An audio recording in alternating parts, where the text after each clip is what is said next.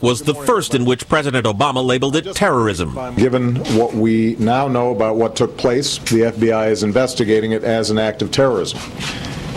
Anytime bombs are used to target innocent civilians, it is an act of terror. Of course, he knew bombs were used when he first spoke about the attack 3 hours after it occurred, and Mr. Obama didn't mention terrorism then. Aides say the president has been briefed regularly by his senior Homeland Security advisors, but on this day, he said, there's plenty we still don't know. Who carried out this attack or why, whether it was planned and executed by a terrorist organization, foreign or domestic, or was the act of a malevolent individual. Former advisor David Axelrod says Mr. Obama may have avoided using the word Terror Monday because the fact that it was tax day suggested a homegrown attack.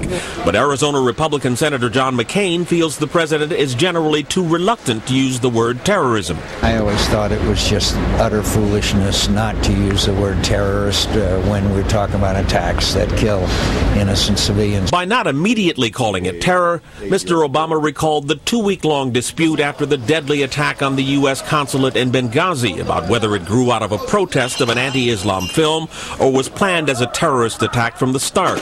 And his reference to terrorism less than a day after the Boston attack may suggest a lesson learned. Like Benghazi, some of the president's aides referred to the Boston attack as terrorism before he did.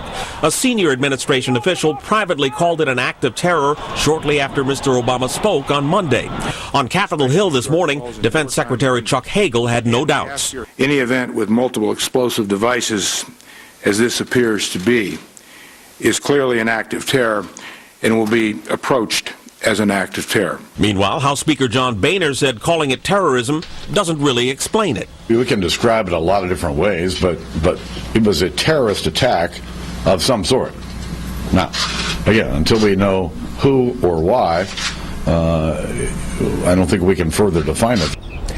President Obama will go to Boston on Thursday to attend an interfaith service for victims of Monday's attack. No word yet on whether he will speak at the gathering. Brett? Wendell Goler live on the North Lawn. Wendell, thank you.